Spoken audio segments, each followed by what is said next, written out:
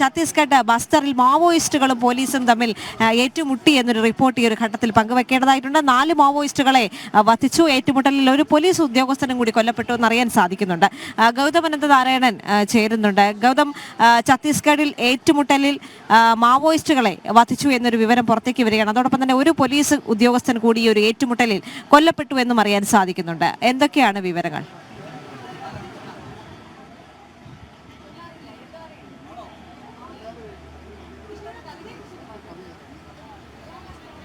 ദേവിക, ഛത്തീസ്ഗഡിലെ ദണ്ഡേവാഡ ജില്ലയിലെ നാരായൺപുരയാണ് 4 കമ്മ്യൂണിസ്റ്റ് ഭീകരരെ സുരക്ഷാ സേന ഇപ്പോൾ വധിച്ചിരിക്കുന്നത്.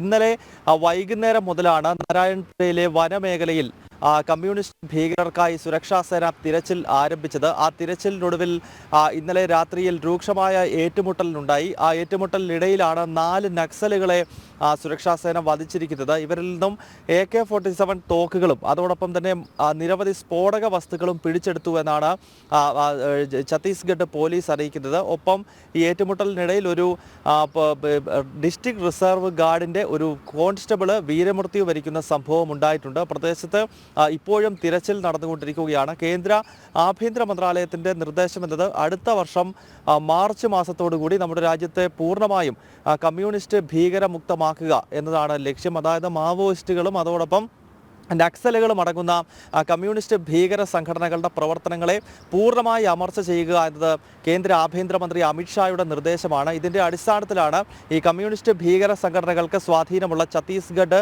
അതോടൊപ്പം തന്നെ ജാർഖണ്ഡ്, ഒഡീഷ, മഹാരാഷ്ട്രയുടെ ചില മേഖലകൾ, അവിടെയെല്ലാം ഇപ്പോൾ പ്രത്യേക തിരച്ചിൽ വനമേഖലകളിലും മറ്റും നടക്കുന്നത്. ഇന്നലെ സ്പെഷ്യൽ ടാസ്ക് ഫോഴ്സും അതുപോലെ ഡിസ്ട്രിക്ട് റിസർവ് ഗാർഡും സംയുക്തമായാണ് നാരായൺപുരയിൽ തിരച്ചിൽ ആരംഭിച്ചത്. അതിനിടയിലാണ് ഈ നക്സൽ സുരക്ഷാ സേന ഏറ്റുമുട്ടിയത്. ദേവിക.